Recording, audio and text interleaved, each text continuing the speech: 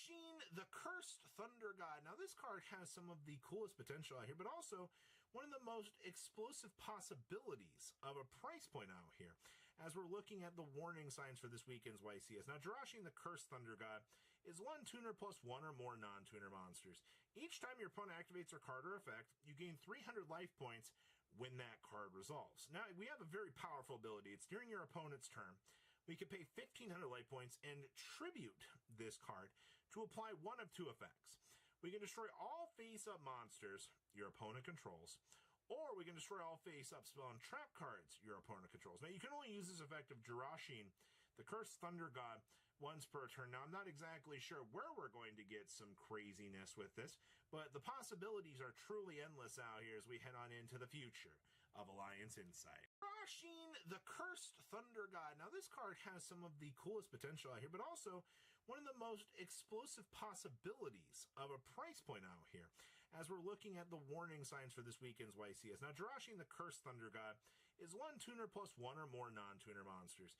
Each time your opponent activates their card or effect, you gain 300 life points when that card resolves. Now, we have a very powerful ability. It's during your opponent's turn. We can pay 1,500 life points and tribute this card to apply one of two effects. We can destroy all face-up monsters your opponent controls, or we can destroy all face-up spell and trap cards your opponent controls. Now, you can only use this effect of Rasheen, the Cursed Thunder God, once per turn. Now, I'm not exactly sure where we're going to get some craziness with this, but the possibilities are truly endless out here as we head on into the future of Alliance Insight. Rasheen, the Cursed Thunder God.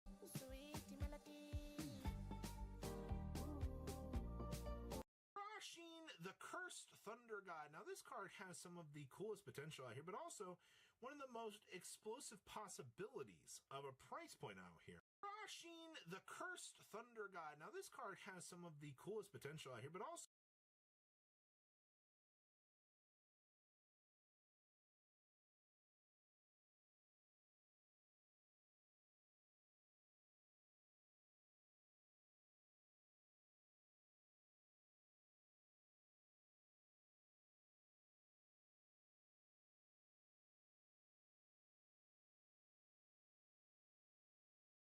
you are about to make mistakes that could cost you 20 years of your musical journey.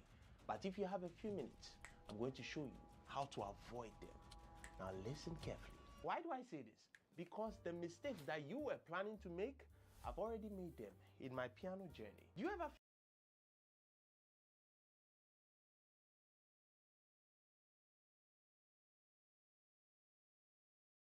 feel like this musical instrument thing is not for you, and whenever you sit down behind the piano, you are overwhelmed of what to even practice? This was me, and this feeling actually never goes away. Even to the people that you think are pros, remember, new level, new devil. But let me reassure you of one thing. Everything begins up here, the mind. Listen, at the beginning of my piano journey, I could be watching someone, seeing what they play, and I'm like, maybe this thing is not for me. Like, I can't. But that was the mistake. It was because of the way I was looking at it. Perception. Now take a look at the jogger. Now every jogger has a goal. Let's say they want to hit 5 miles today. Good. Now, if this is the first time they are jogging 5 miles and they keep their eyes on the destination of that 5 miles or how far ahead it is, they're going to be overwhelmed. Like, I can't jog, it's too far. But now, if they just keep their eyes a few meters ahead and just keep jogging, that's all. Keep jogging. We'll get there. Keep jogging. That is much better. So that's the first mistake. You don't focus on the people who are already far better than you, who have been playing for 20 years. You focus on the small steps that you are supposed to take. Do, re, mi, fa, so. Good. When you finish, go to chords. When you finish, just go according to your pace. You will get there eventually. The only way you would never ever get there is if you... Baton Rouge rapper NBA YoungBoy. President Trump announced a pardon for YoungBoy, whose real name is Kentrell Gaulden, on federal charges in Louisiana and Utah. In a post on Instagram, Gaulden wrote, quote, "I want to thank President Trump for granting me a pardon and giving me the opportunity to keep building as a man, as a father, and as an artist."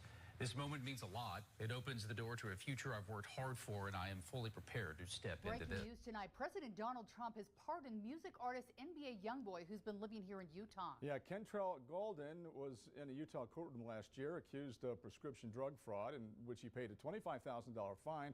A judge also sentenced him to prison time for possession of a gun as a felon. Gaulden posted on social media thanking President Donald Trump. Yo, yo, yo, it's Big Ed, the spokesman, man. We back. Another edition of Urban Politicians TV, UPTV. Make sure you stay on your pivot at all times, man. Had to come tap in as Donald Trump that jumped in to being a part of the major conversations all over the media and the news in the hip-hop world today, getting reposted, reshared everywhere as it came out a few hours ago that he had commuted Larry Hoover's prison sentence, who had served 52, 53 years already and was serving 6 life sentences. But then also, a little bit after that, it started the timeline everywhere that NBA YoungBoy had been granted a pardon for a sentence that he had just got released on. And I had a link in the description where you can watch that clip in the beginning in full from WBRZ. And YoungBoy had also came to the gram and put up in his story and posted it there as well on his Twitter and said, "Big thanks to the pardon Caesar, Miss Alice Marie Johnson, for fighting for second chances for so many people, and to my lawyer, Brittany K. Barnett, for being in my corner and all your hard work to make this possible. And thank you to everyone who believed in me. I'm grateful, I'm focused, I'm ready. Kentrell." And he tagged Donald Trump on there. Then he also put his lawyer up on his story, tagged her, Brittany K.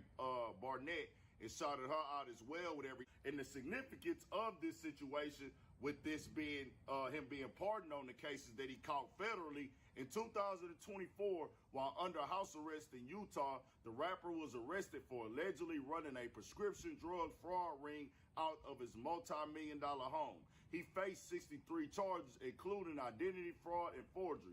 An extensive plea agreement resulted in a 23-month federal prison sentence, a $25,000 fine, and 5 years of supervised probation following his release. With credit for time served, he was released in April and transferred to a halfway house in Phoenix, Arizona, to complete the remainder of his sentence under supervision. He served 11 months of his 23-month sentence. His decade-long history of arrest has now... What if I told you that Imusama has unleashed a new power that doesn't just conquer Elbaf, it owns it. The giants have fallen, the village is burning, and the devil's army is here. This is no longer a war for freedom. This is a performance for a god. Welcome to Super Synth D Studio, where the final saga of One Piece hits different. If you're ready for raw spoilers, insane theories, and hype that slaps harder than Conqueror's Haki, you're in the right place. One Piece Chapter 1150 is titled Domi Reversi, which translates to Dark Reversal Control. The cover story continues with Yamato still traveling across Wano. Yasui's katana has been enshrined in the Enma Shrine in Hakunai, and the surrogate pilgrimage is completed. Yamato stands before the Enma Shrine alongside Ulti and Page 1. We're not sure if this is the final part of the cover story, though, because Yamato still hasn't reached the Ringo district, and she still has to return Kawamatsu's Kasa Hat, which Otama had entrusted to her. Back in the main story, the chapter picks up right where we left off. Imusama is furious. They want Gunko, Killingham, and Summers to return to Mary Joy's immediately. Mu needs reinforcements, especially Elbaf's giants, because the Holy Land is under full assault. Mary Joy's is now an ocean of fire. Meanwhile, Dori, Brogy, and the entire giant warrior pirate crew have reached branch number 8 of the World Tree. Their mission? Rescue the kidnapped children taken by the Holy Knights. Suddenly, inside Gunko's body, Imu unleashes a massive Conqueror's Haki shockwave. Several giants collapse, and all the kidnapped giant children drop unconscious. Then it happens. We see Imu's true form through Gunko's body. It's a devil incarnate, displayed in an epic double spread. Gunko's body now has 2 giant bat-like wings, a tail with an arrow-shaped tip, and an enormous trident, way bigger than Gunko's entire body. Gunko Imu commands Summers to lead the children. Usopp is completely stunned. Summers is still alive, Then Imu turns to Killingham and speaks. Gunko o Imu. Killingham. Is this all that thy MMAs or dream monsters can offer? Killingham. Of course not, boss. I left a couple nightmare holes open, so...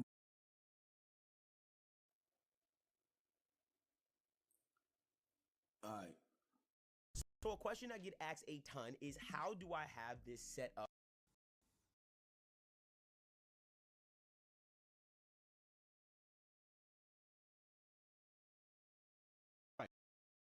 So a pretty forgettable season for Real Madrid. No silverware to speak of, except of course the UEFA Super Cup, but I don't think Real will call it a successful season with just that, right? Losing every single Clásico from 4 different attempts. First time a manager's ever done that. Losing to Liverpool, whom they hadn't lost to since 2009. Losing to an absolutely dusted AC Milan side that won't even be in Europe next year. Losing to the GOAT. Antony, how's that feel? But not every season can be remarkable, right? One major high point would be that Kylian Mbappe held up his end of the bargain in the attack, 40 goals so far in his first season with the club, a record for a newly arrived player, which was impressive given how disjointed and weird the attack had been all season, as we've gone over in a few videos.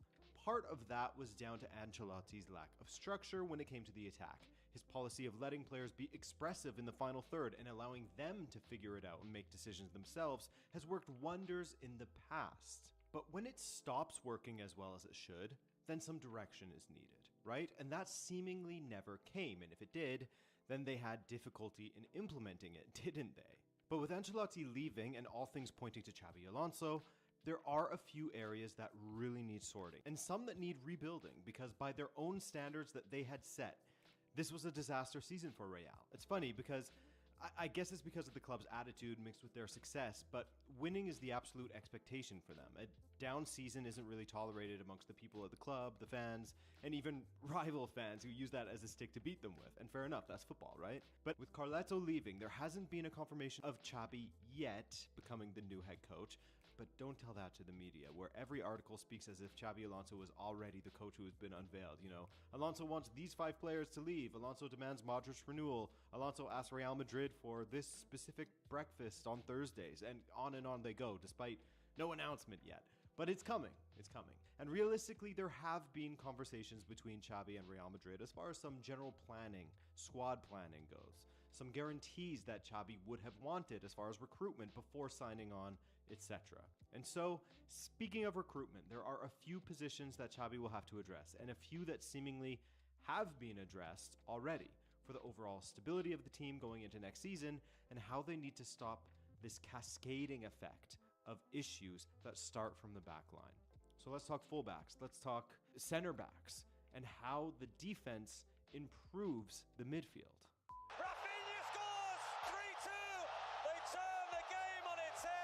So sure, the attack wasn't scoring as many goals as perhaps an attack consisting of Mbappe, Vinicius, Rodrigo, and backed up by Bellingham should be scoring, right? But the main problem for Real Madrid was absolutely at the back this past season.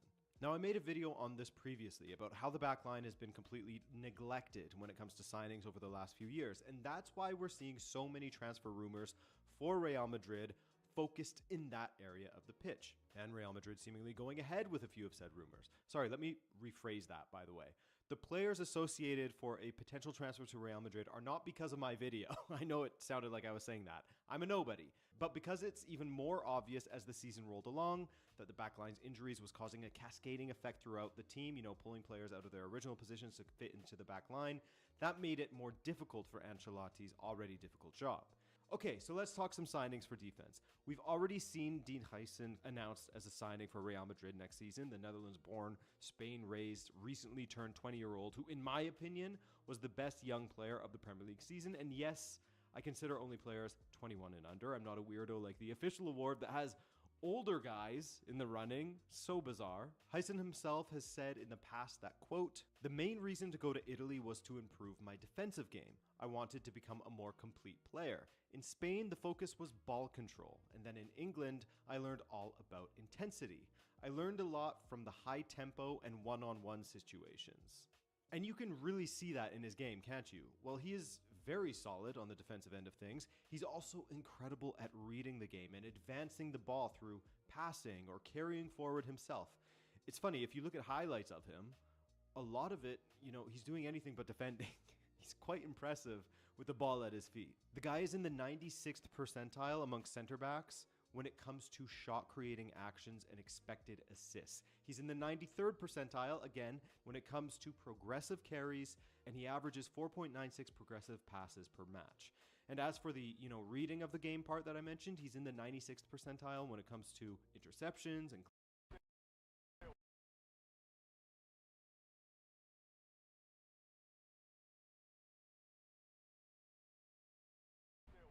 I doubt they're gonna give us a part. I don't even have the cord. I'm gonna DM on Twitter. One team did land green. Only does it rejoin, so he...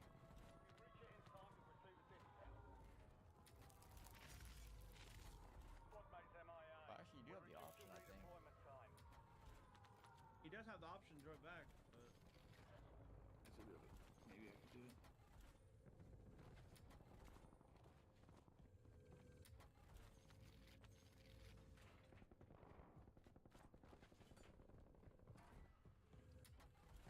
What's the trading? I didn't check yet. Rejoining right now.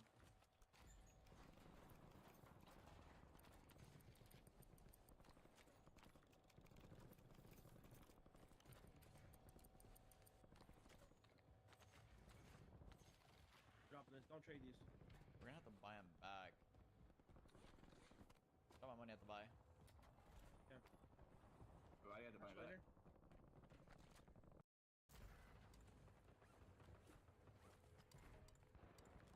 Jumped on me. Yes, stay live. Stay live. Oh, these guys are bored. Oh, these guys are bored. Okay. Okay. Shit funny. One's on you at the garage. He's like the backside of the garage.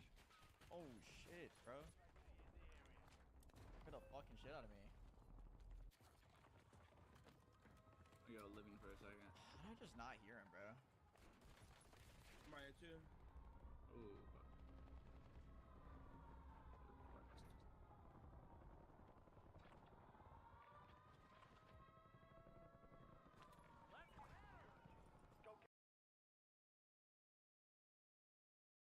You can teach yourself anything. In fact, you can literally get the equivalent of an Ivy League education.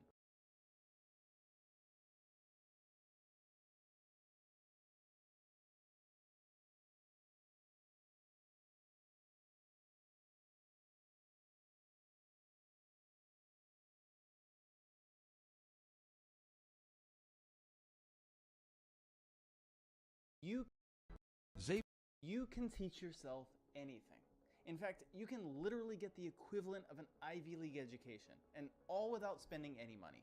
And I should know, I have over 12 years of combined experience teaching students of all ages and abilities, running a successful academic test prep agency, and training highly profitable sales teams. And in this video, I'm going to teach you a 3-step system to teach yourself anything fast, a system I've taught to hundreds of students. And the first step in this system is to engage in project-based learning. If you're anything like me, you probably hear about the next new book recommendation or amazing new course and think, oh, I need to read that, or I need to try that out. You get all excited about the next topic you want to learn about, and the next topic, and so on. But before you know it, you're buried in a mishmash of information and knowledge you have no idea how to make sense of. Sound familiar? Well, that's me too sometimes. But what if you have the opposite problem? What if you really know you should be learning a specific skill or topic, but you just don't have the motivation to learn it because it's just so damn boring? Well, we can solve either of these problems through project-based learning. You see, back when I was in high school, I absolutely hated math. I felt like it was not only boring, but also completely pointless. After all, how would I ever use this stuff in the real world, right? But by the time I got to grad school, I started to get super interested in neuroscience and started to do research in this field for a book I was writing. But to really understand neuroscience, I realized I needed to also learn calculus and statistics. Suddenly, these became directly relevant to something I was deeply interested in, and so I suddenly became equally interested in calculus and statistics, so much so that I ended up getting A's in both subjects. Have you ever had an experience like this? Well, the reason this happens is that a project itself, whether that's writing a blog or a book, engineering some hardware or software, or even starting your own YouTube channel, naturally reveals which skills you actually need in order to complete the project. And because you're in love with the project, you'll now actually Xabi Alonso has just been surprised by some terrible breaking news. Real Madrid's new coach has learned that a very important player for the team has decided to leave the club. This news has come as a bombshell among the fans and has taken everyone by surprise. But before revealing who the player is who will be leaving Real Madrid, it is important to check if you are already subscribed. A few days back, Kai Cenat revealed that he was going to be creating a school for inspiring creators and streamers to learn how to become better streamers. He called it Streamer University and told his audience to apply in order to be accepted. Millions of aspiring creators applied, and eventually Kai revealed which were the lucky ones that were chosen. There was a lot of hype building up around this event, with so many people excited about what it was going to be, as it's not every day you can get taught on how to be a streamer by the biggest streamer in the world right now. When the event finally began, let's just say it didn't live up to people's expectations, as instantly people started to realize this wasn't a school to help streamers become successful. It was just another one of Kai's live stream where these people were used as props. Now the internet is calling Kai out as a scammer, as they felt deceived. From the many clips I saw before making this video, I noticed the only thing Kai taught these people was degeneracy for views. Hey guys, I hope all is well. Welcome back to The Truth Is, where I drop new videos exposing the truth weekly. In today's episode, we will be talking about Kai Cenat's Streamer University. Let's get right into it.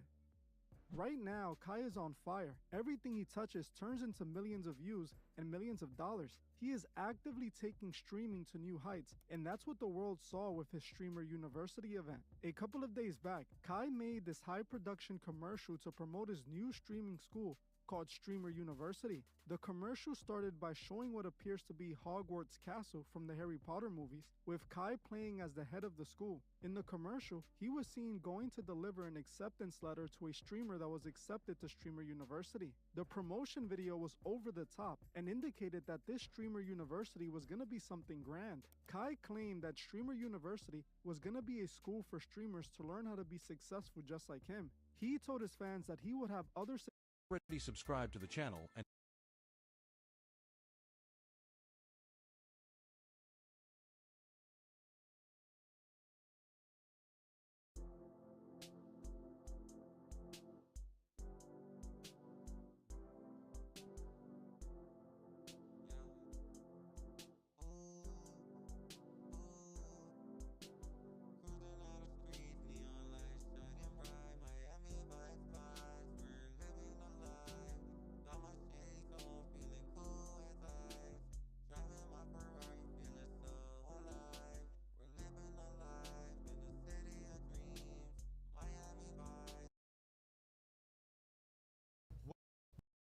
What's the movie that we have never seen because you haven't made it? And make that movie. Years ago when I first heard this, I took it as a challenge. Like Tarantino was saying, go make something the world's never seen before. Something bold, something completely original. And for a long time, that's what I chased. I believed that true artistry was about being a visionary, about originality. But over time, that interpretation started to fall apart. You soon realize that every story has already been told. There are only a handful of basic plots and so on. But if originality wasn't the key, then what was my role as an artist? What made anything I created worth it? This question stuck with me, and it sent me searching. That's when something came to mind. This is for Elise by Beethoven. You've definitely heard it before, maybe in a music class.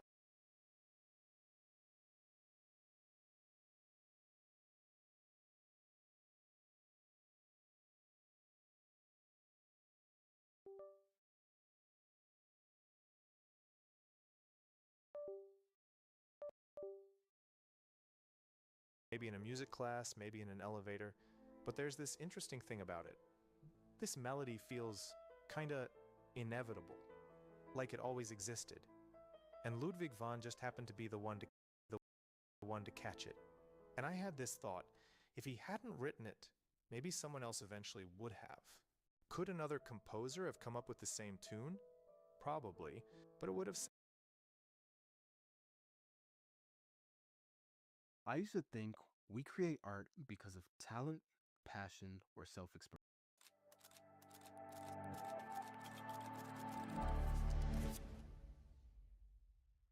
A high-performance mindset requires being eager in the face of the mundane and the vexing. Part of the challenge of understanding this is simply that we see the products of success. And so you might see an NBA player at the peak of their career doing something amazing. You might see a captain of business handling with aplomb the challenges of their work. But you don't see the precursors to that. Training in basketball, for me, was so boring. I remember doing entire sessions that were just me catching a ball, doing a pivot, pivoting back, passing the ball for half an hour. But that's what you need to be able to tolerate if you're trying to achieve something remarkable, because it comes through handling stuff that frustrates and confuses you, and it comes through repetition ad nauseum of things that seem small and unimportant until they're combined. Hello, my name is John Amaechi. I'm a psychologist, a professor of leadership at the University of Exeter Business School. I've written a couple of books, including The Promises of Giants, and I used to play basketball in the NBA. People think of me in a certain way based on what they have seen. Y'all can't. Let me introduce you to a rule most people never learn. Mental speed is irrelevant if you're running in the wrong direction. You can be twice as fast, twice as motivated, and still lose to someone twice as slow if their thinking is calibrated while yours is corrupted. And most Oda has secretly revealed Dragon's ridiculous power, and no one realized he's been bending the weather itself since Logtown. This isn't some wild guess or fan-made theory. The clues are right there, hidden in plain sight across Dragon's rare appearances. From rescuing Sabo out of the ocean to calling down lightning like it's nothing, Oda has been quietly building up one of the most terrifying devil fruits in the series. And it might just rewrite everything we thought we knew about the final war.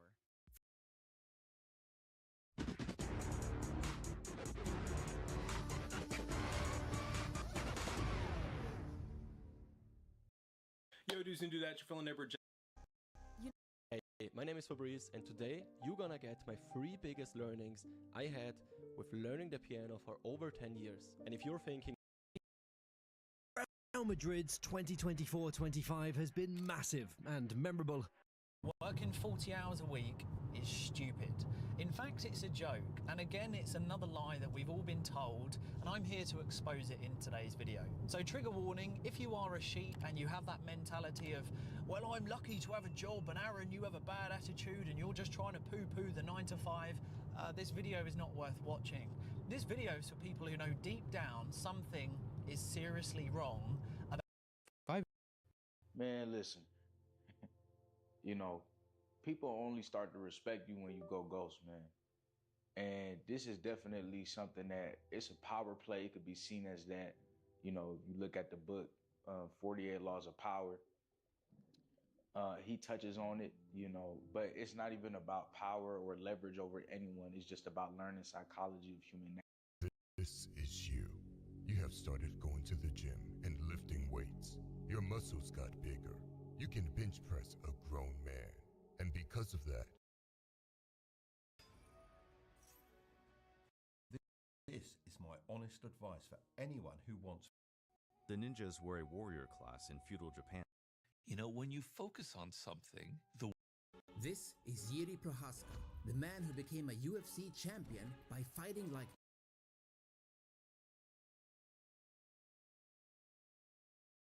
This is Jiri Prohaska, the man who became a UFC champion by fighting like no one else.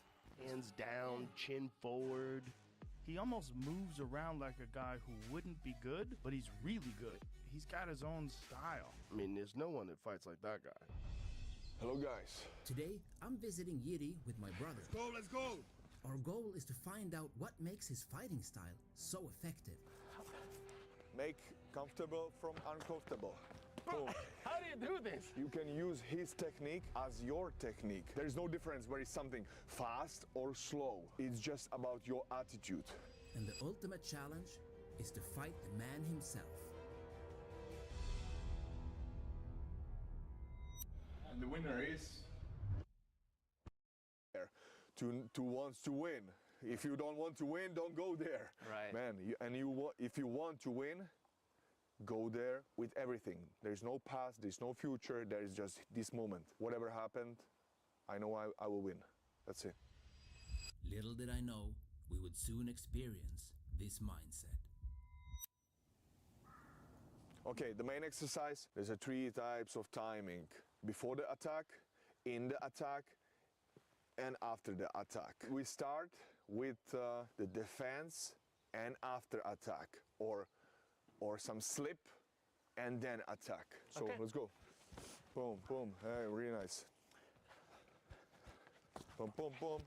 Yeah. And be back. Boom. There have to be aggression because you are prepared for his attack. You know what he wants to do. Man, aggressively. His action is my action. Boom. You know? Yeah. You can. Unfocused, broken. Maybe he was. Until one night, everything changed. It was 2:37 a.m. 3 screens open, each playing a different video. Productivity hacks, brain optimization secrets.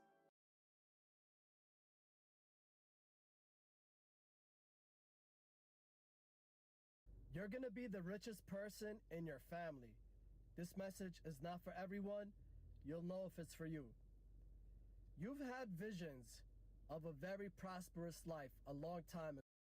There is something inside every one of us that has the potential to ruin your life. Look for the light. You can often. So, you want to have an exception? We've just got some insane information exposed about Call of Duty that has never been shared before. And it's bad. Just a warning, this is actually bad. So just a disclaimer, brace yourself for what's coming. All credit right now. This is you.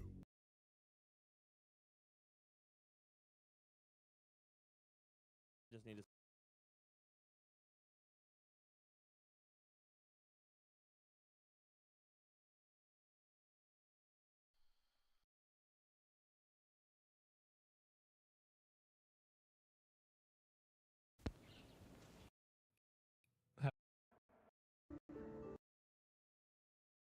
Hello and welcome to this.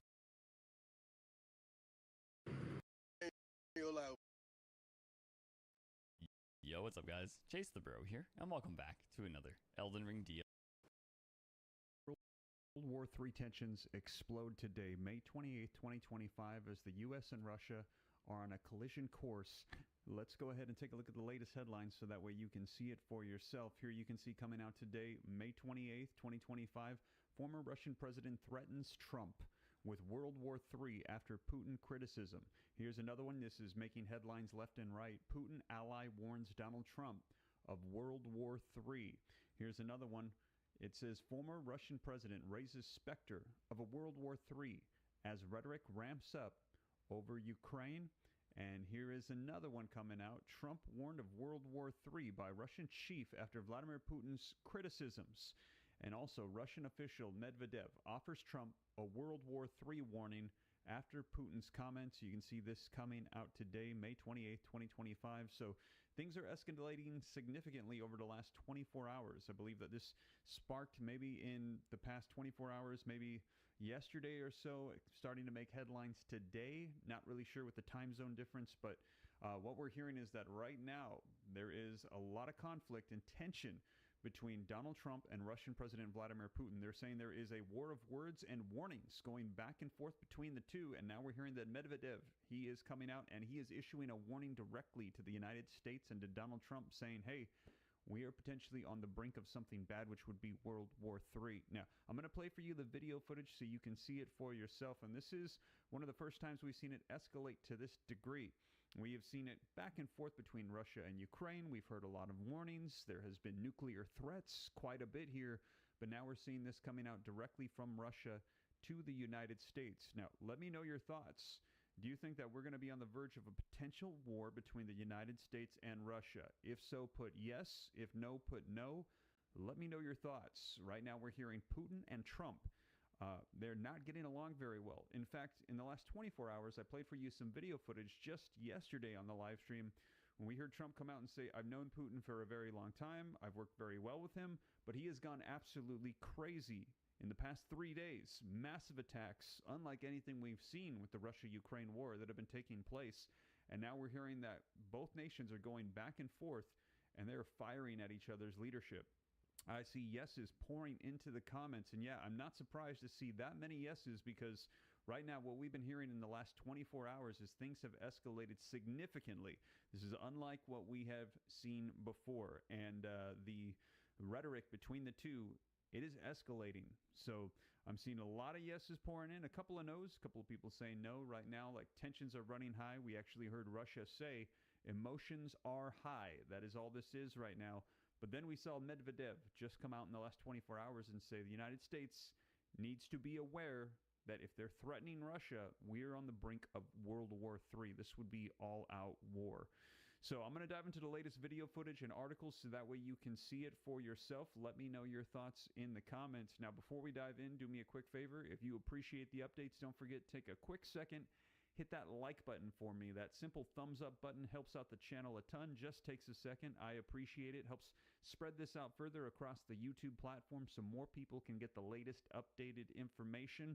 Also, to stay up to date, it's totally free. Why not? All you got to do is hit the subscribe button, turn on that notification bell, and as always here on the channel, I cite all of the sources, like a book report. As you can see, I put it on the screen, read right from it, have them hyperlinked down in the description, so that way you can click the articles, go see them for yourself, see the dates, the sources, and know that this is the latest information coming out as of today, May 28th, 2025. And like I said, if you appreciate that, take a second, hit that like button for me. Now, let's go ahead and dive into some video footage so that way you can see it for yourself. And we're going to be looking at some of the articles to get more details as well. But let's go ahead and take a look at what's been coming out here just today, May 28th, 2025. So now new this morning, President Zelensky is saying that Ukraine's defense minister spoke on the phone with the head of Russia's negotiating team in Istanbul, the Ukrainian leader pushing for his country to be invited to the upcoming NATO summit, saying by not doing so it would be a victory for Putin over the alliance. But Putin wants in writing that NATO will never expand in order to get peace in Ukraine. So what it comes now is President Trump warns Putin to think carefully about his next move, posting this. What Vladimir Putin doesn't realize is that if it were not for me, lots of really bad things would have already happened to Russia, and I mean really bad. He's playing with fire. Dan Hoffman knows it all too well, studied Putin all of his life, lived in Moscow, station chief there. And Dan, good morning to you. Good morning. We've reached a critical point here, I believe, in this war. And if Putin does not want peace, what are Trump's options? What are Europe's options? Where does the potential for the fork in the road take us? Yeah, Bill, I think it's important not only to see the world through the twisted KGB eyes of Vladimir Putin, but also to see ourselves through Putin eyes, because Putin is a KGB guy who's sizing up the president and his administration. Putin knows that President Trump promised to end the war within a day when he was on the campaign trail. He knows that the United States would like to expand our commercial relationship with Russia, and he's certainly well aware of the contentious relationship between President Trump and President Zelensky. Putin probably thinks he has some leverage right now to carry on this war. The question, the penultimate question that I think President Trump might want to be asking Director of CIA Ratcliffe is, would Putin even be interested ever in stopping the war? This is Putin's war. He's spilled massive amounts of blood and treasure to topple the government of Ukraine, and so far he's failed. I'm not so sure that the war is going to end until Putin is no longer in the Kremlin. I think that's the question we need to be asking. Wow. And then a follow-up, what can we do to test that. So we may not know the answer. We haven't really used all the leverage we have. We've got secondary sanctions warmed up in the bullpen thanks to Senator Lindsey Graham and Democrats who have supported that proposal as well. And then we've got arms that we can provide Ukraine, Patriot air defense and offensive munitions. So there's a lot more that we can do to test that hypothesis. Okay, a couple things here. The deputy chair of Russia's Security Council responded to Trump's truth and said, regarding Trump's words about Putin playing with fire and really bad things happening to Russia, I only know of one really bad thing, World War III. I hope Trump understands this. You mentioned a number of things there.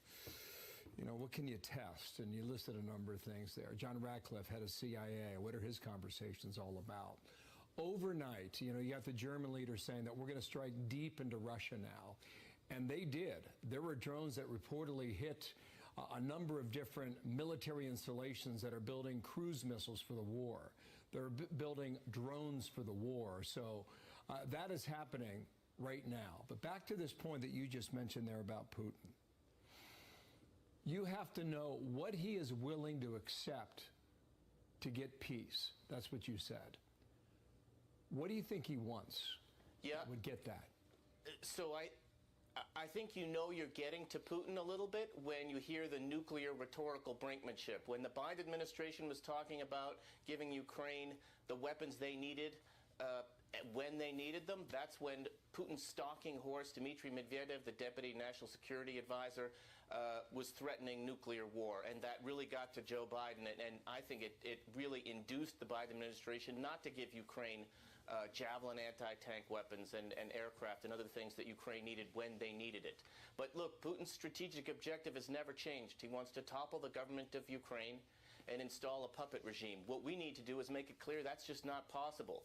And where the rubber's going to meet the road is whether Putin will ever accept that. And I don't know the answer to that question, Bill, and I don't know whether we can know until we really take serious action against Russia in the form of economic pressure that we haven't taken so far, as well as military support to Ukraine. Now, President Zelensky's in Germany right now, and the Germans are talking about giving Ukraine the Taurus long-range ballistic missile. That would be a good thing for Ukraine to have in their arsenal. Dan, thank you. Come on back real soon. Seems like we're escalating. All right. Someone's got to step back here. Otherwise, it's going to go in a bad direction. Dan Hoffman, thank you for your time today. Appreciate it. There you have it, you guys. Let me know your thoughts. And they said that it is escalating and someone's got to back off here. He said, otherwise, we're hearing the warnings of World War III. So things are escalating. Tensions are running high. And again, let me know your thoughts. Are we going to be going into war? If so, put yes. If no, put no. And while you're doing that, don't forget to take a second and hit that like button. I see somebody saying that we're already in war right now. And we've actually heard that before in the past, that World War I and World War II, that it wasn't actually announced at any time like, oh, this is the official World War. But after it was said and done, they go back in the history books and say, we entered into a world war. We didn't officially know we were in it. But when it hit, it was huge. And when it finally came to an end, they went back and said, this is the date that it started. A lot of people I've heard say that exact same thing, that what is going on with Russia and Ukraine, that World War III potentially could be starting. It could have started in 2022 when Russia invaded Ukraine, and it's just been building and building, and things are just going to escalate to the point where other nations are going to get pulled in. And right now, the major concern is the United States and Russia. And right now, we're hearing that that is escalating significantly. Let me go ahead and play for you another video clip that came out today. Now, the one we just watched just came out 4 hours ago. This one I'm about to play for you came out 9 hours ago. So earlier today, this morning, as we're getting these warnings of World War III coming out from Russia to the United States, and we're going to see how the United States is going to respond. Donald Trump coming out and saying Putin is going crazy, and he is playing with fire. Let's go ahead and take a look at the video footage so you can see it for yourself. Right now, you are taking a live look over Moscow there in Russia as tensions between the U.S. and Russia appear to be escalating dramatically. A Russian official talking about the possibility of World War III. Fox's Doug Luzader joining us now live. Doug, good morning. Thank you so much for being here. Good morning. Good morning. Well, first off, I do want to ask you, can you break down the actual context here of the statement that was made and really who made it? Well, you know, we've had a long effort now on the part of the White House to get Russia to the negotiating table. Thus far, it really hasn't worked in terms of brokering a ceasefire agreement. There's clearly frustration on the part of the Trump administration that has been mirrored with a pretty brisk response from the Kremlin. So where it goes from here isn't clear. The White House indicates that the president is considering all of his options, which may include sanctions levied on Russia. There has been a report out of the Kyiv Post that the president may consider lifting some of the range restrictions on the weapons we have given to Russia, and the weapons we have given to Ukraine. And at the same time, you have this pressure building from Congress to ramp up sanctions. And that looks like it's shaping up to be a veto-proof majority in the Senate that would back some kind of additional response from the White House. So everyone's kind of waiting to see exactly how the president and the White House responds through the course of this week.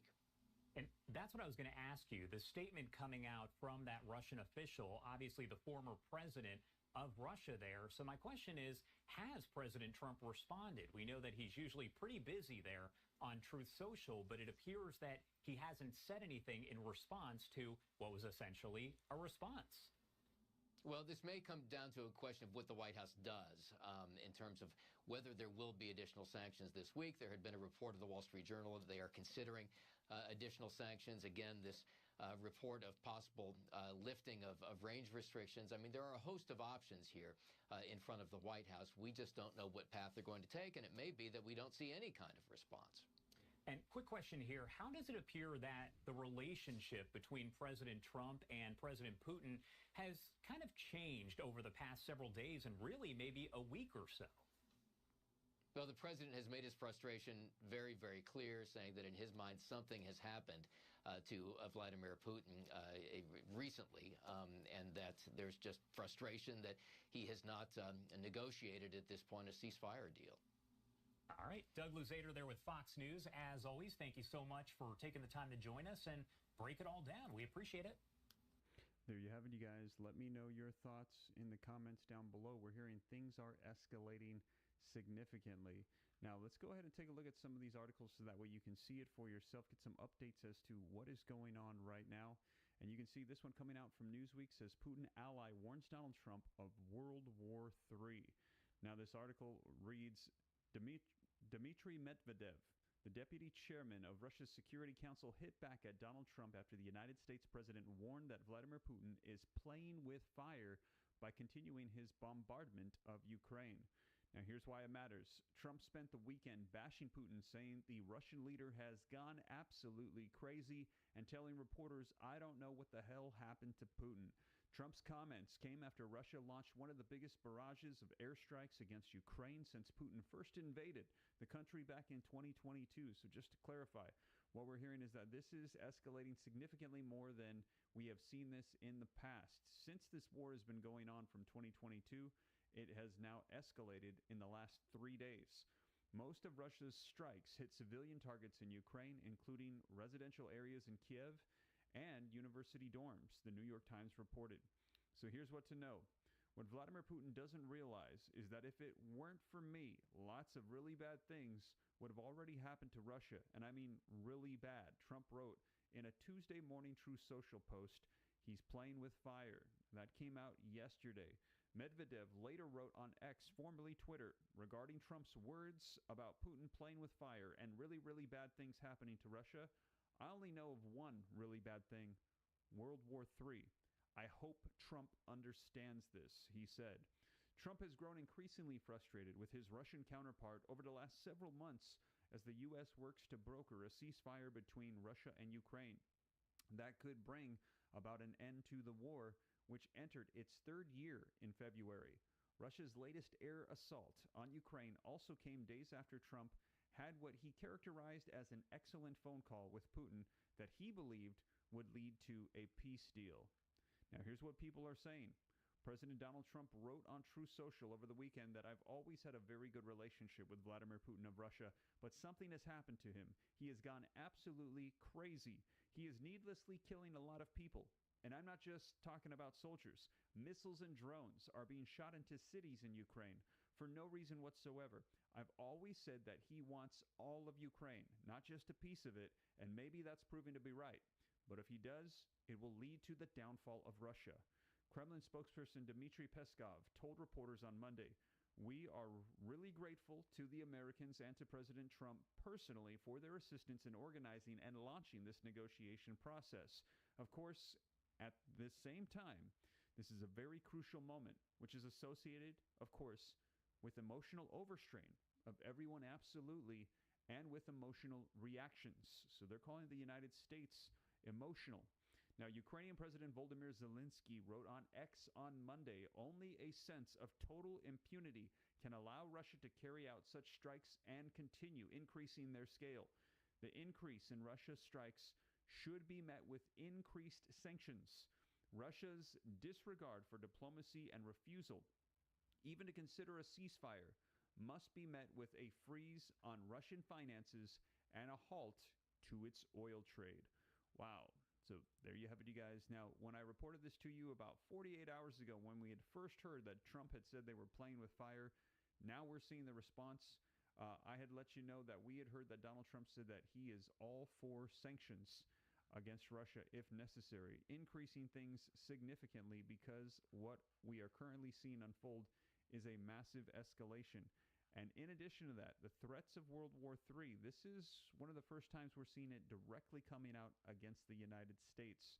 Now, we've been hearing the warnings of nuclear war and threats coming out from Putin against Ukraine, but now we're starting to see this go directly towards the United States. And let me know your thoughts. Are we going to be able to see this de-escalate? A lot of people are saying that this is the beginnings of World War III, or we could be experiencing the Trump effect. And Trump could be causing a lot of nations to take a step back and to calm down. But with Russia, it does not seem to be that way. Are we going to be going into World War III? Let me know your thoughts. But regardless, we're seeing things escalate significant states. All those warnings are coming. Click the link above to subscribe to Democracy Docket's daily and weekly newsletters to stay up to date on all of the important voting rights and election news.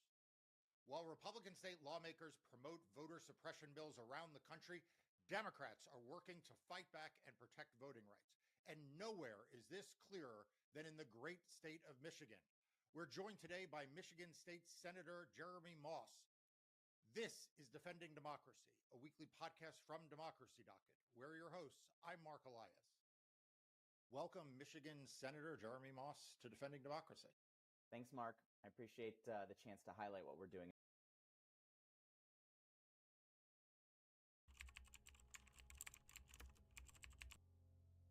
Have you ever wondered why some of history's most innovative minds struggled in traditional classrooms? Research reveals a striking pattern. Students who excel at rule following and compliance often struggle to innovate later in life. A 2014 University of Pennsylvania study found that non-conformists were 27% more likely to become entrepreneurs than their rule-abiding peers. The very students receiving the highest praise were statistically the least likely to disrupt industries or create groundbreaking solutions. This raises a profound question that Machiavelli would immediately seize upon. If our education system truly aimed to create independent thinkers and future leaders, wouldn't this outcome be considered catastrophic? Or perhaps it's working exactly as... Have you ever wondered why we feel weak? When you watch Rocky, you want to go out and train, right? When you watch Gladiator, you feel like you're ready for war, like you're gonna be as strong as him. And when you go and turn the TV off, you go straight back to being stuck. But there's a reason. They stole the secret code from you. And I'm going to get into what this secret code is straight away. For thousands of years, men had something to live by. They had stories, they had legends, they had archetypes. Men used to gather around the fires and they passed down stories of warriors who stood when others fell. The man who lost everything and fought back. They had leaders who built something from nothing. They had a fighter who kept going when every part of him wanted to quit, and he still overcame and triumphed. These stories weren't just entertainment. They were blueprints for how to be strong, how to suffer, fight and rise. They were doing things. The Spartan had their tales of Leonidas and the 300. The Vikings spoke of Ragnar Lothbrok and the daring raids and brutal resilience. The samurai shared stories of honourable warriors who faced death with courage. These stories weren't just myths. They were codes, teaching men how to endure, rebuild and lead. They were a little kind of secret message to us about what to do. And today, the movies that used to do that, things like Rocky, Gladiator, John Wick, and even Luke Skywalker, he went from farm boy to rebel hero. You watch those films, you remember what it felt like to want to fight again, to train, to stand up for yourself. Because those movies tap into something ancient. A fire in your gut. It's the same fire that men have felt for centuries. But now, the stories have changed. They've tried to smother masculinity. They don't want us to have that story. They hijacked it. Look at modern films. The men are usually fairly weak. They're fools. They've got dad bods. They're all a bit of a joke. Even the dads are jokes. Every man is labelled toxic, and beside them is the female who's twice as more powerful and more things. They've hijacked the code because they work that way. You can keep you weak. They can stop you from seeing what a real man looks like. They control you. They even did this to Thor in the last movie. A weak man doesn't fight back. A weak man doesn't want to build. A weak man doesn't lead because he doesn't feel like he's got the confidence to do that. He's worried, and so he stays quietly in the corner. And in the truth of this is they want you to be weak. They want you to stay small. Because men who remember the code, they're really dangerous. They build things that last. They lead when others fall apart. You've felt this before. Think back to when you first saw Rocky. I mean, I remember watching it with my mates when I was 10 or 11 years old. And we all went out straight away afterwards. We went running and we punched a heavy bag. Then I remember seeing Gladiator and I was like, oh, God, you know, he overcame so much. And then John Wick, John Wick was going through everything against unbelievable odds. And it remembered what it's like to be dangerous, because deep down you know there's a warrior inside you that wants to be unleashed. These movies didn't just entertain you, they spoke to a part of you that's still alive. The part of you that refuses to give up. And then you turned the film off and you went back to work, back to the bills, back to feeling small. Because nobody told you that those stories are a roadmap to rebuilding.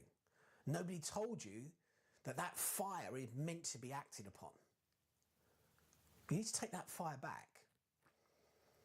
Here's what I'm telling you now. Those films, those stories, this is their code. This is the code. And it's been around forever. The warrior, the king, the fighter, the builder. The man who gets up when life knocks him flat. That's what men used to know. That's what you've been cut off from. That's what we've been removed from.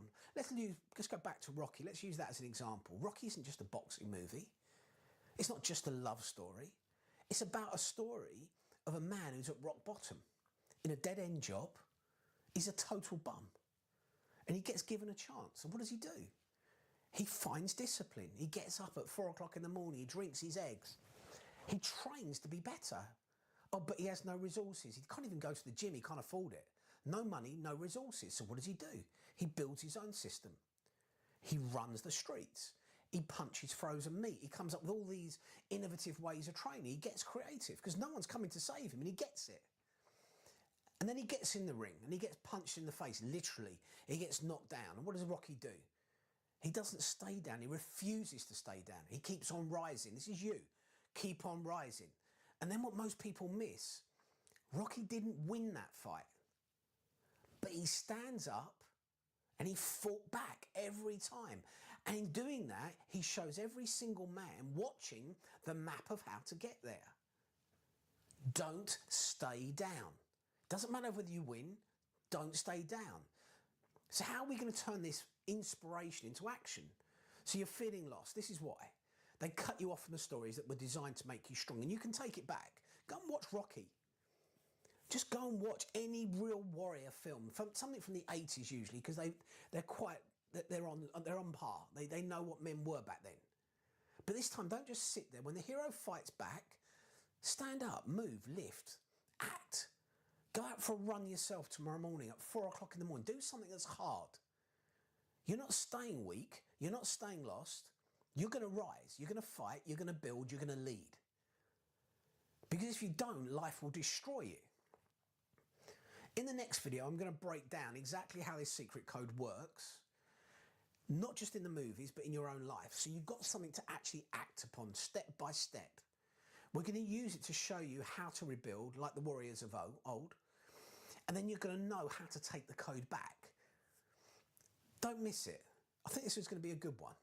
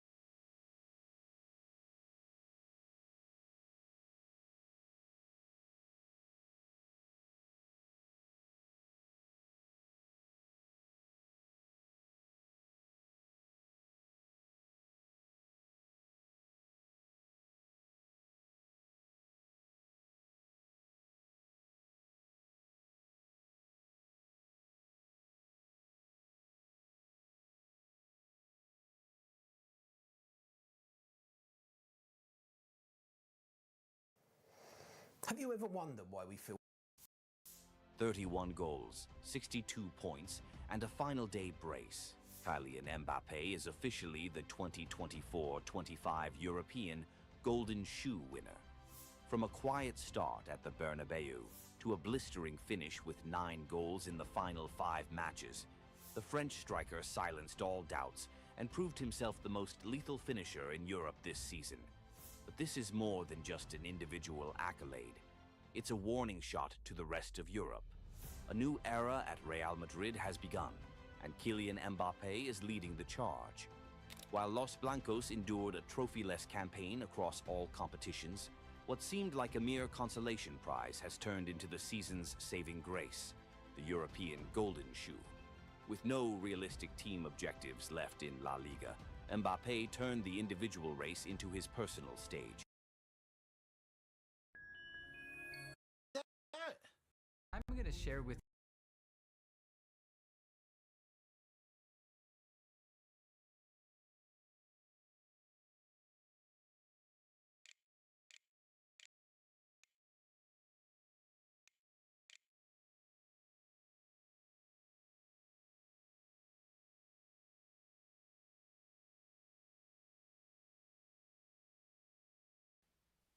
In this video, I'm going to attempt to teach the fundamentals of calculus in a very short time.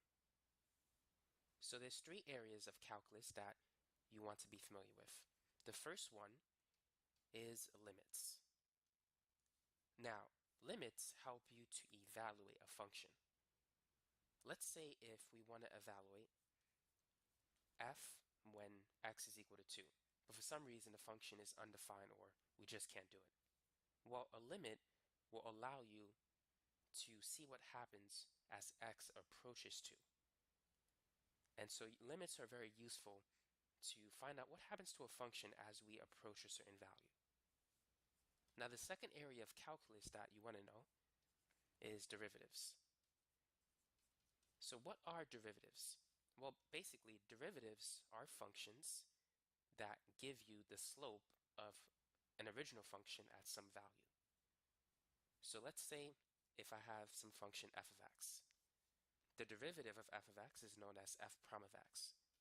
Now, this function here will tell me the slope of this function at some x value. It will give me the slope of the tangent line.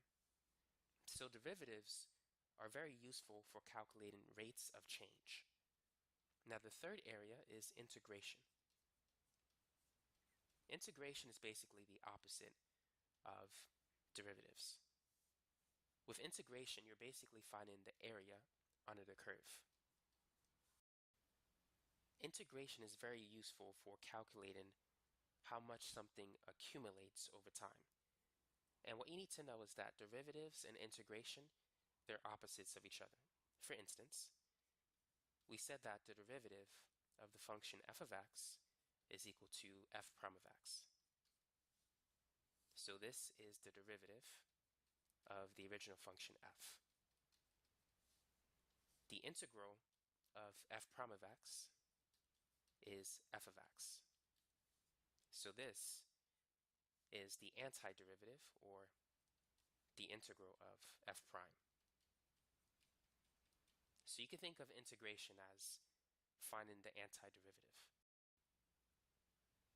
Now let's begin our discussion with limits. So let's say that f of x is x squared minus, oh, that is a terrible looking 2. Let me do that again. So let's say it's x squared minus 4 over x minus 2. What is f of 2? Can we evaluate the function at x equals 2? Well, let's find out. So if we plug in 2, 2 squared is 4, 4 minus 4 is 0, and 0 over 0, what is that? Well, we can't figure this thing out, so that's indeterminate. Therefore, we can't evaluate the function at x equals 2. And so this is when limits become important. So if we can't find out the value of the function when x is 2, can we find out what the function will do as x approaches 2? So what happens when x is, let's say, 2.1?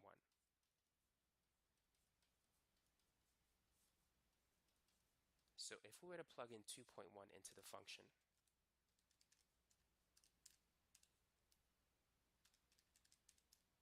you should get 4.1. Now, what if we plug in a number that's even closer to 2? Let's say 2.01. Well, if we do that, this will give us 4.01. So notice that as x gets closer and closer to 2, the value of the function gets closer and closer to 4. So thus, we can use a limit expression. So we could say that the limit as x approaches 2 of x squared minus 4 over x minus 2, we know it's equal to 4. But to show your work, what you need to do is factor x squared minus 4. And when you factor it using the difference of squares method, it's x plus 2 times x minus 2. And so we could cancel this factor. And so we're left with the limit as x approaches 2 of x plus 2. So now we can use direct substitution. So we can replace x with 2. So this becomes 2 plus 2, and this gives us the limit, which is 4. So this tells us that as x gets closer and closer to 2, the y value, or f of x, will approach a value of 4. So even though f of 2 does not exist, the limit as x approaches 2 of the function f of x, that exists, and that's equal to 4. And so make sure you understand that limits help you to see what happens to a function as x approaches a certain value. Now let's move on to number 2, derivatives. So how can we find the derivative of a function? The most basic rule you need to know is the power rule. The derivative of a variable raised to a constant, such as x raised to the n power, is n x raised to the n minus 1. So how do we apply that? Well, let's say if we want to find the derivative of x squared. So in this case, n is 2. So it's going to be 2 times x raised to the 2 minus 1, or just 1, so we get 2x. If we want to find the derivative of, let's say, x cubed, n is 3, so it's going to be 3x to the 3 minus 1, which is 3x squared. Now, if we want to find the derivative of x to the 4th power, it's going to be 4x raised to the 4 minus 1, which is 4x cubed. And so that's a simple process in which you could find the derivative of a function. But now, what does it mean? So we said that the derivative is a function that gives us the slope of the tangent line of some original function. So you might be wondering, what is a tangent line? So let's talk about that. Let's say if we have some curve, and a tangent line is a line that touches a curve at one point. Now you need to be familiar with a secant line. A secant line is a line that touches a curve at 2 points. So the slope of a tangent line is equal to the derivative of a function at some value. To calculate the slope of a secant line, you've done this before in algebra using this expression. It's rise over run, y2 minus y1 over x2 minus x1. Now let's say that f of x is x cubed. Using the power rule, the first derivative is 3x squared.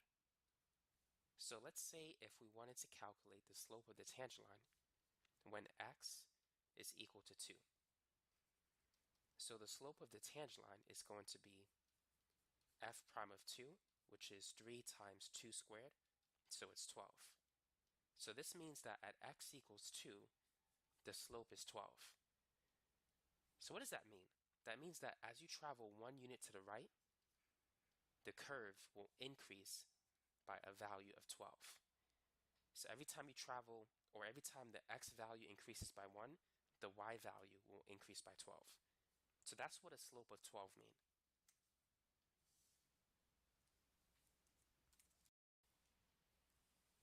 Now let's draw a rough sketch of the original function x cubed.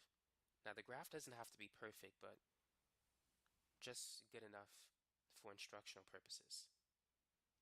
And just to keep things simple, let's say at this point x is equal to 2. Now granted, the graph is not drawn to scale, so keep that in mind. Now what we're going to do is we're going to estimate the slope of the tangent line using the slope of the secant line. Now to calculate the slope of the secant line, you need to choose 2 points. A point that's to the left of where you want to evaluate the slope of the tangent line, and one that's to the right. So this point is 2. We need to choose 2 points such that the midpoint of those 2 points is equal to 2. So we could use 1 and 3 for an example. We can use 1.9 and 2.1, or we could use 1.99 and 2.01. In each of those cases, 2 is the midpoint. But we're going to see what happens to the slope of the secant line as the 2 points as they get closer and closer to the slope of the tangent line.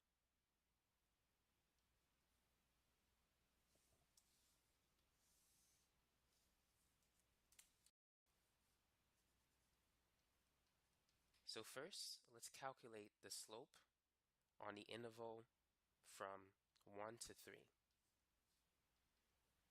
So we're going to use this formula, y2 minus y1 over x2 minus x1. So y is the same as f of x. By the way, this is x1 and this is x2. So x2 is 3, x1 is 1. y2 is going to be equal to the function when x is 3. y1 is equal to the function when x is 1. So basically, to evaluate f of 3, we need to plug in 3 into that expression. So this is going to be 3 to the third power, and f of 1 is 1 to the third power. 3 to the third is 27, 1 cubed is 1, 3 minus 1 is 2. So we get 26 over 2, which is 13. So this is not a bad approximation for the slope of the tangent line. As you can see, 12 and 13, they're not too far apart.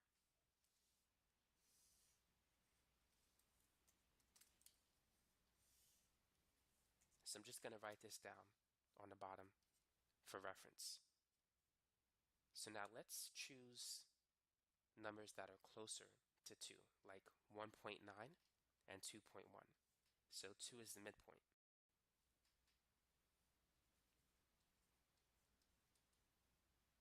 So it's going to be f of 2.1 minus f of 1.9 over 2.1 minus 1.9. So let's plug in 2.1 into that expression. So that's going to be 2.1 to the third power minus 1.9 to the third power. 2.1 minus 1.9, that's 0.2.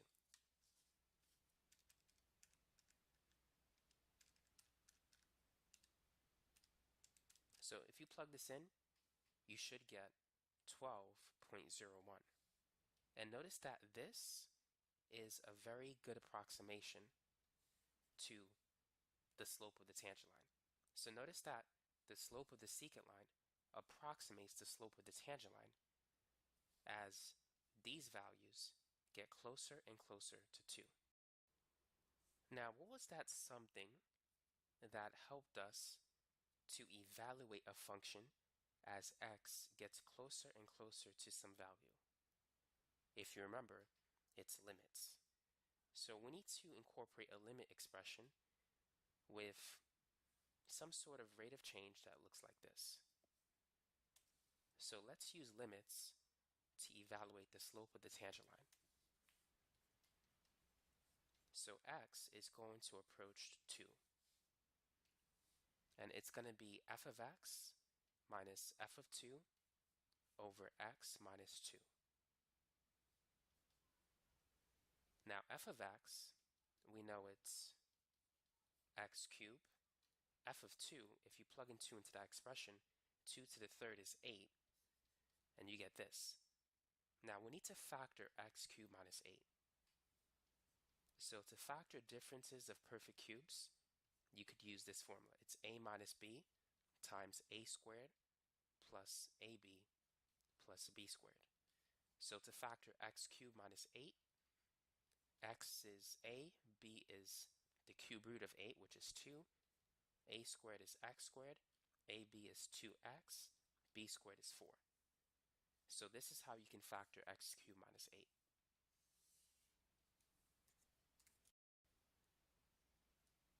So now we have this.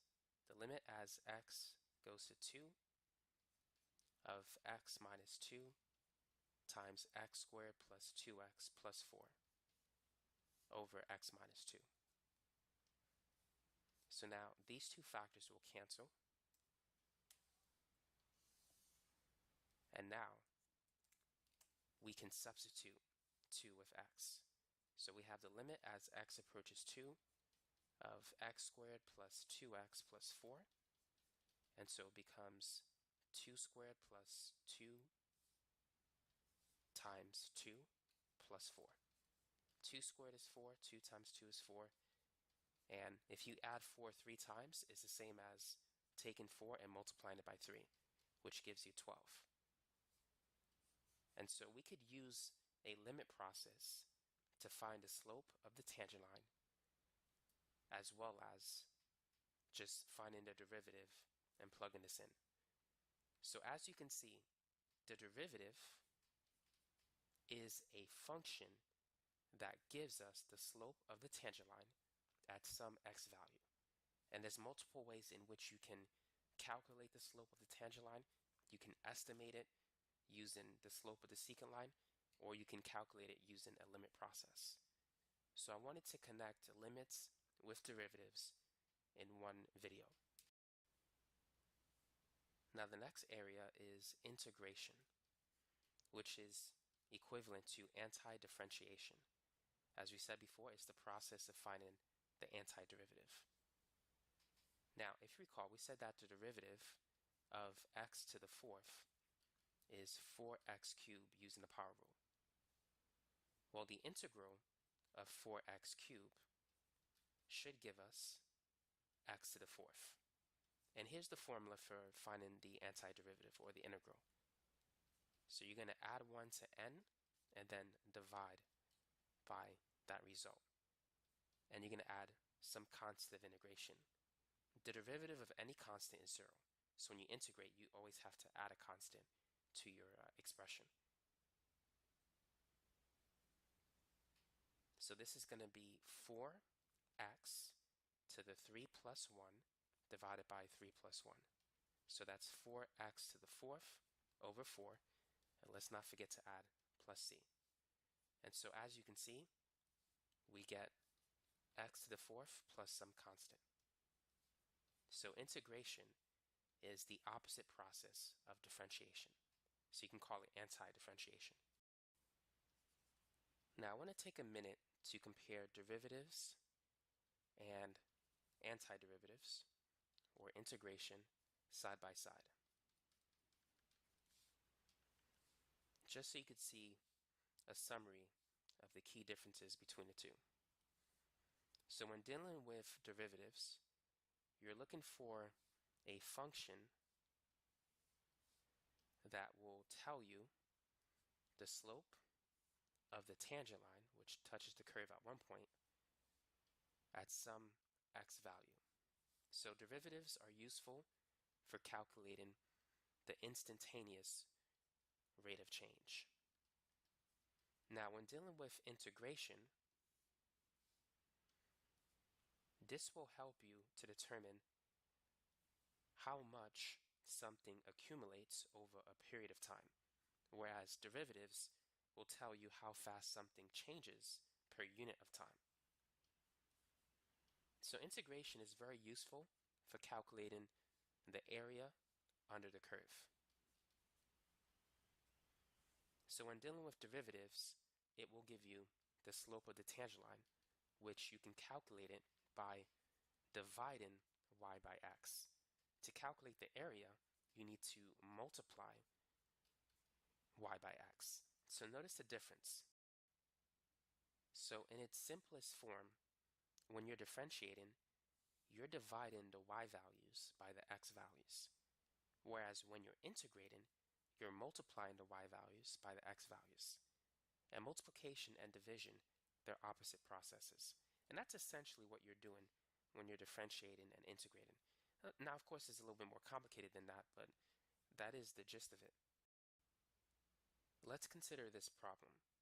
So we have a function, a of t, which is 0.01 t squared plus 0.5 t plus 100. And this function represents the amount of water in gallons that is inside a tank at any time t, and t is in minutes. So what we need to do is calculate the amount of water at the following times. So when t is 0, when it's 9, 10, 11, and 20. So go ahead and do that when you get a chance. So feel free to pause the video. And so here is our original function. It's 0.01 t squared plus 0.5 t plus 100. So let's go ahead and plug in 0. If we plug in 0, it's going to give us this value, which is 100. Now, if we plug in 9,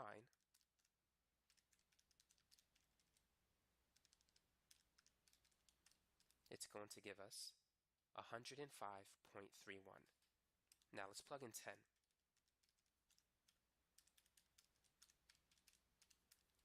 So it's going to be 106. And if we plug in 11,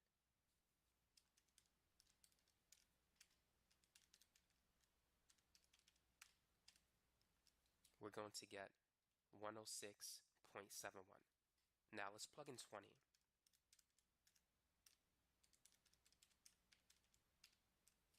So you should get 114.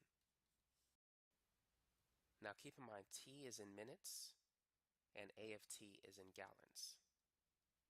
So let's focus on part B. How fast is the amount of water changing in a tank when T is equal to 10? So do we need to find the derivative or do we need to integrate? How fast is the amount of water changing? Are we dealing with rates of change or accumulation?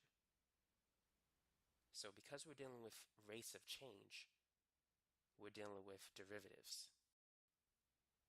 So let's begin by finding the first derivative, a prime of t. So what is the derivative of t squared? So using the power rule, it's going to be 2t to the 2 minus 1, which is 2t to the first power, or simply 2t.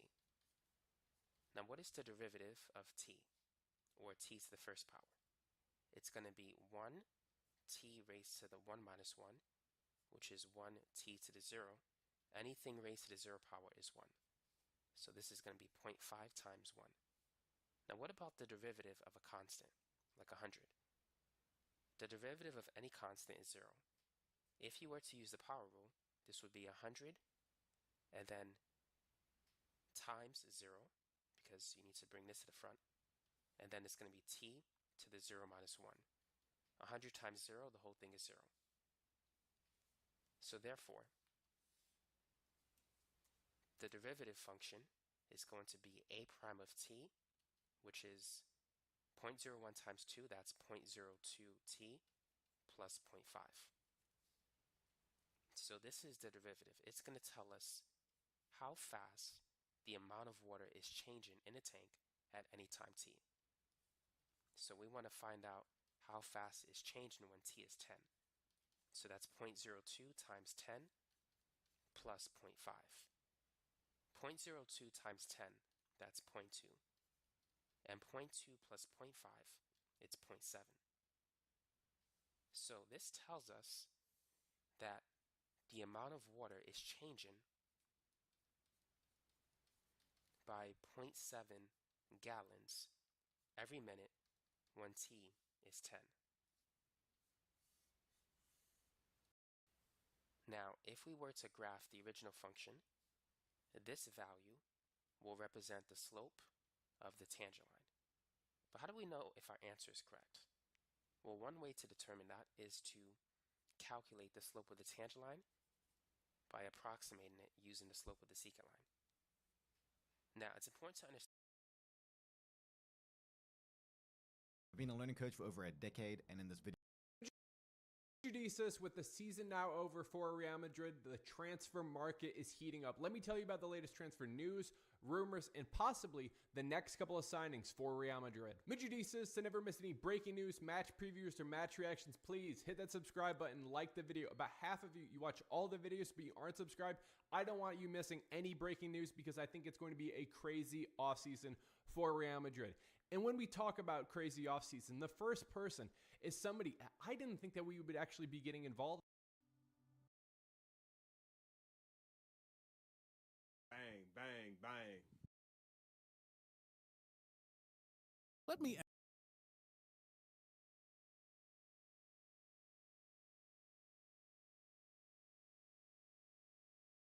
There's a type of question. Real Madrid's 20. You want to be. What if the secret to success isn't working harder, but thinking smarter? In this audiobook, uncover the hidden strategies used by elite minds to predict, adapt, and win in any situation.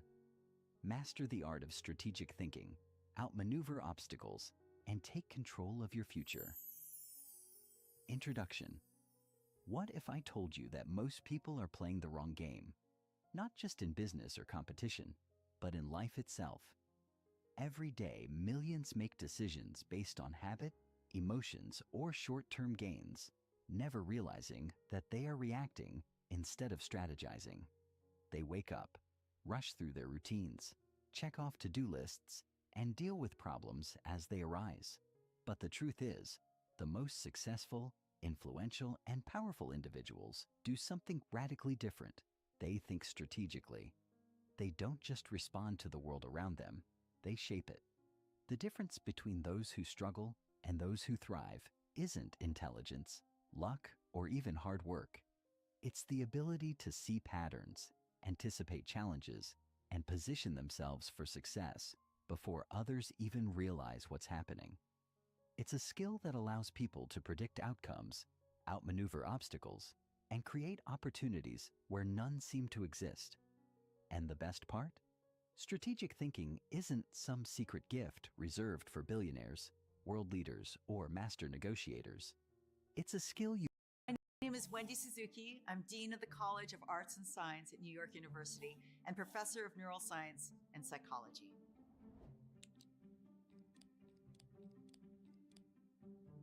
Chapter 1. Exploring the neurological effects of exercise. I have been fascinated with my favorite brain structure called the hippocampus for many, many years. If you feel lost right now, the first truth you must accept is this. You did not arrive here by chance.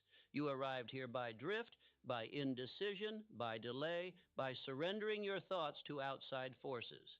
But you can leave this place of confusion. You can rebuild. In 14 days, by applying the same mental laws that built fortunes, commanded empires, and shaped destiny, you can recover direction, renew faith, and install a mind of clarity and power. But only if you obey the instructions I am about to give you. This is your... It's Andrew Huang. Just a little bit of context for this video. It is a complete... Hey, Los Blancos. Every single day, people lie to themselves. They say, I'll do it tomorrow. It's a comforting thought, isn't it? Tomorrow is not guaranteed. Beginning of audiobook, The Initiates of the Flame, by Manly P. Hall. This work is under the public domain.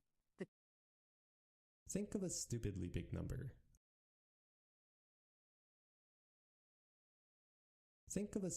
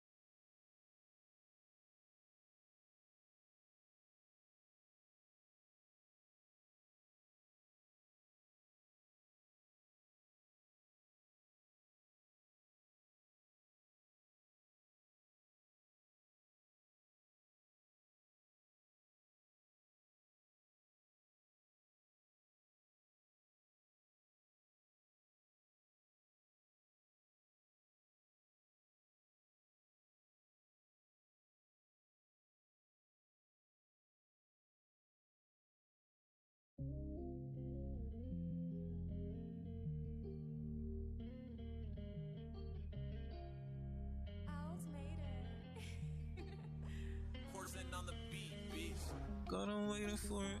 See you waiting for it. We ain't missing them now. I'll be ready for it. God, I'm waiting. God, I'm waiting for it. God, I'm waiting for it. See you waiting for it. We ain't missing them now. I'll be ready for it. Ready for it. I'm going in with my one life, giving thanks to Jah.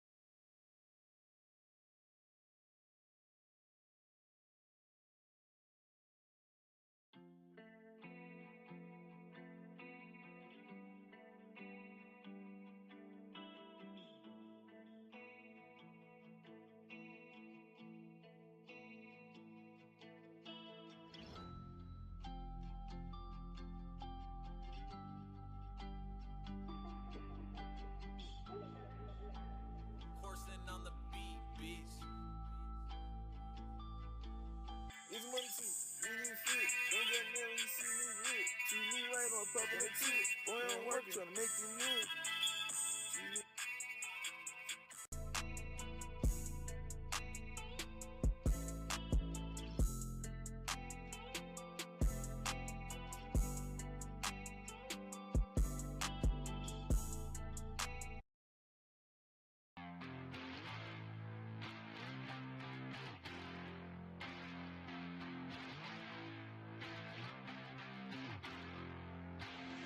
I remember they had nothing to say. Now they all got something to say. When I got something to say, I guess they get damn something to say. I remember they had nothing to say. Now everybody got something to say. I got something to say. I guess I give everybody. I remember they had nothing to say. Now everybody got something to say. When I got something to say, I guess I gave everybody something to say. I wonder if you have something to say to me. I really wonder what makes you play with me. If you're switching up now, I just wonder how. Yeah, we ain't talked in a while, yeah, it's been a while. Yeah, the world's gonna turn, we gotta turn. Yeah, we all in school, so we gotta learn. Light it on fire, cause it's gotta burn. Switching up on me, hey, I thought you learn. Yeah, I thought you learn. I remember they had nothing to say. Everybody got something to say. When I got something to say, I guess I gave everybody something to say.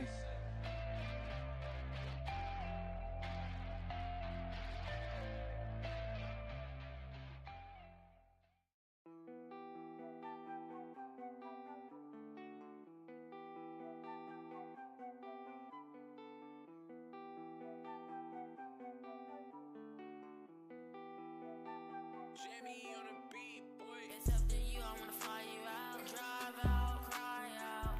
Running for your love like a strain. Baby, I got my shit from Dirty Dane. I'm on your side, I'm gon' ride till the day you die. I might even mind for you, cause I'm always here for you. Ain't nothing to lose if I had right, or this song is for you. Let's spin a block, on a block.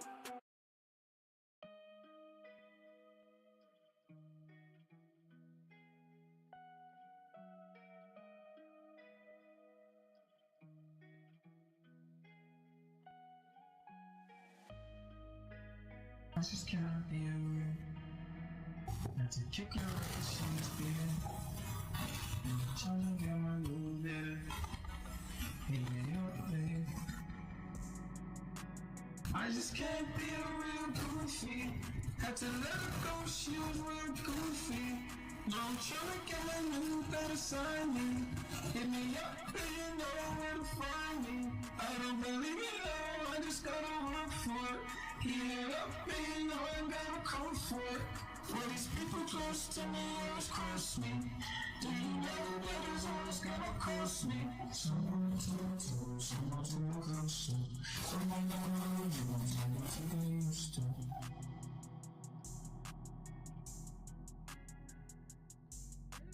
Can I spit that in? Is that me? Yes, it's really me.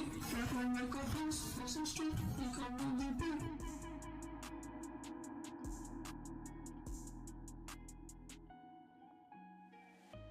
Someone to talk to, someone to get close to.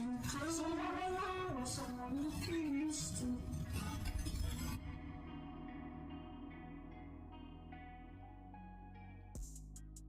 I just can't really when I'm losing. I'm doing my best just to keep me. Do what I gotta do to fix that attitude. I gotta switch space cause I gotta do it. Someone to talk to, someone to look close to. Someone I know you, someone to get used to.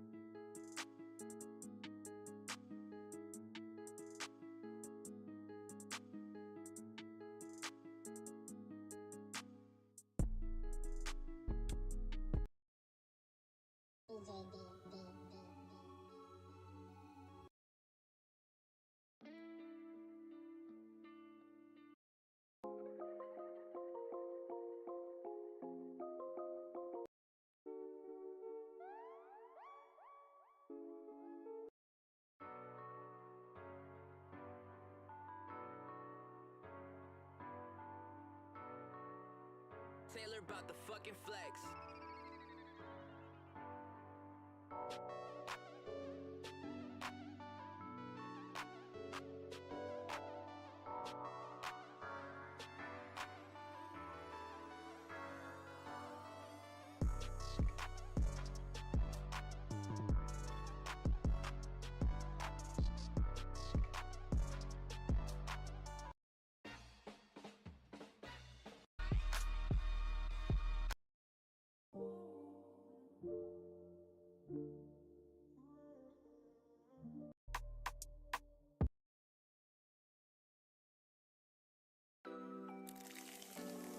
Purchase your track today.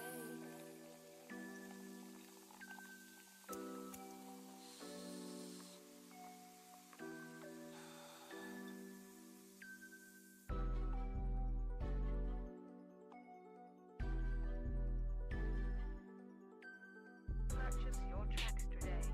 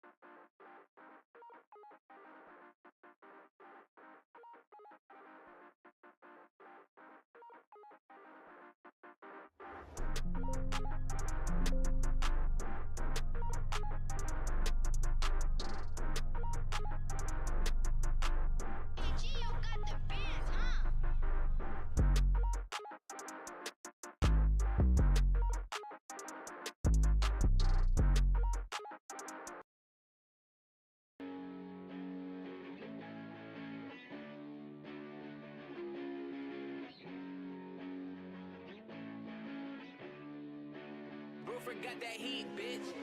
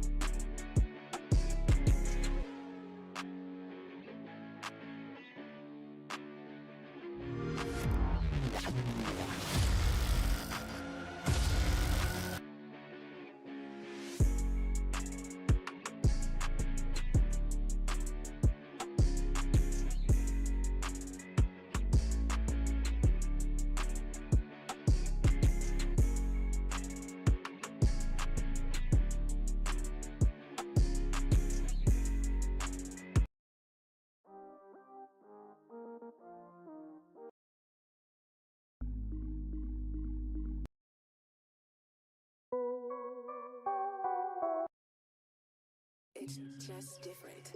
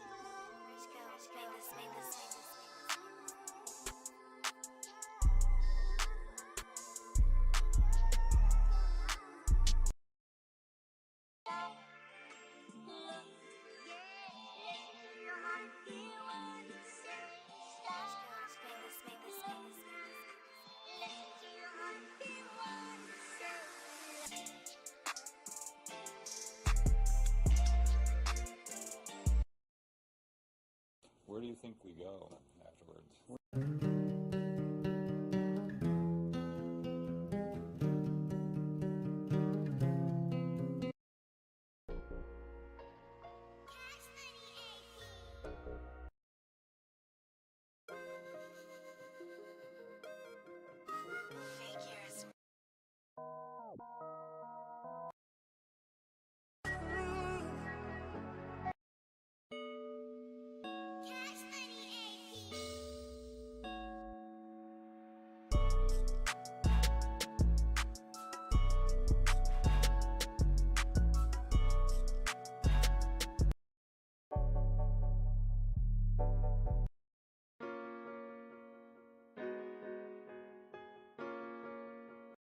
Yo, Pierre, you want to come out here? Zuzi on the track.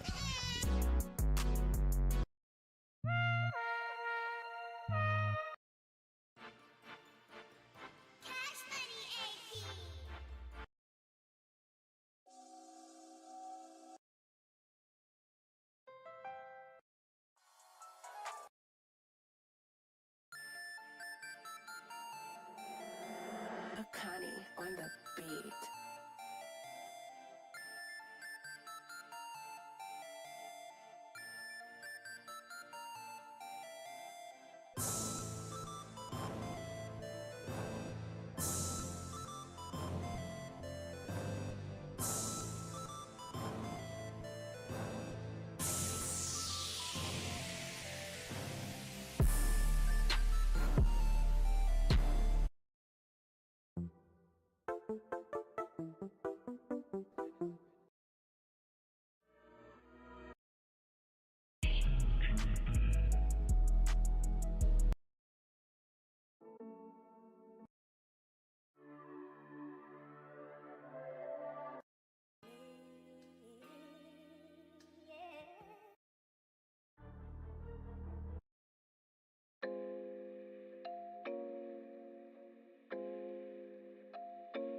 Kid Ocean.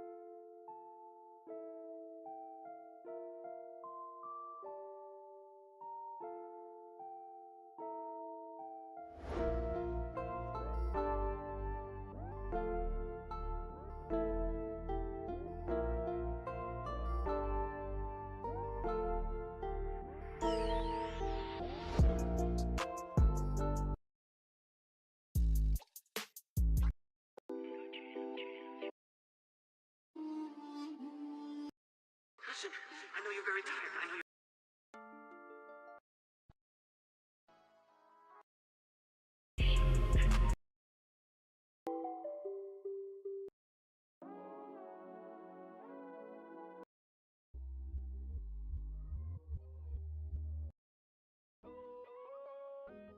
No way out.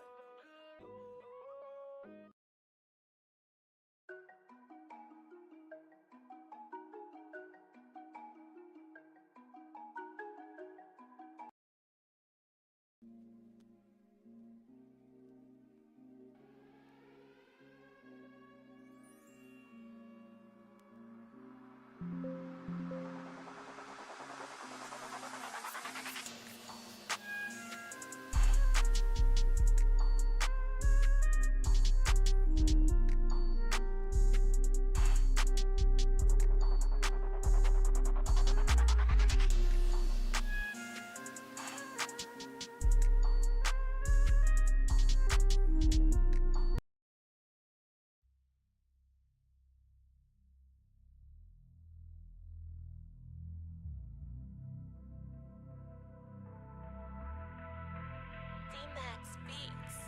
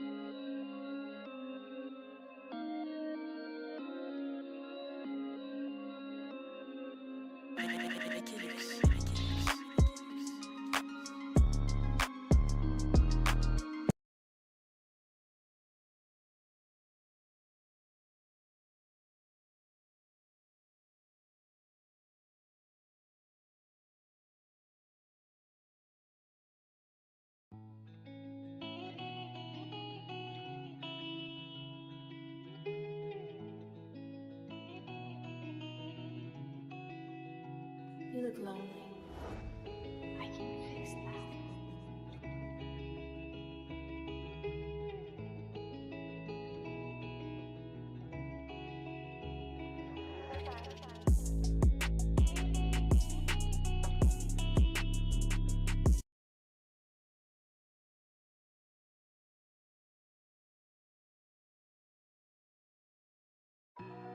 Madenko.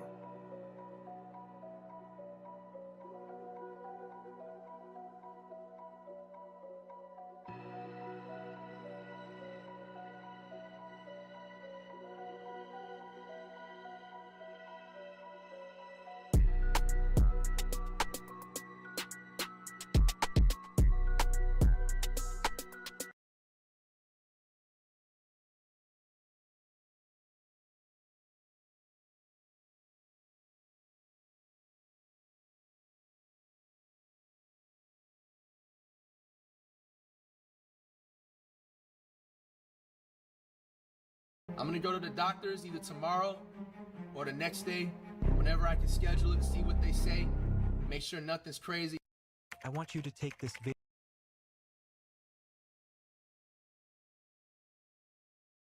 I want you to take this video very seriously.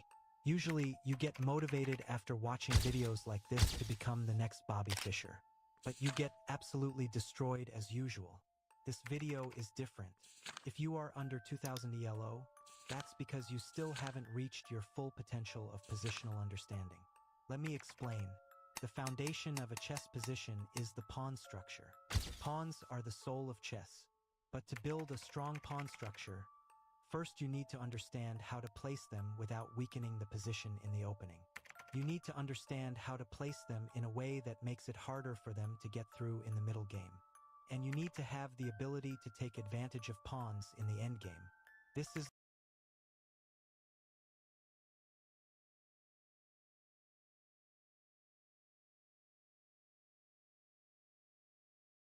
Oh, you want to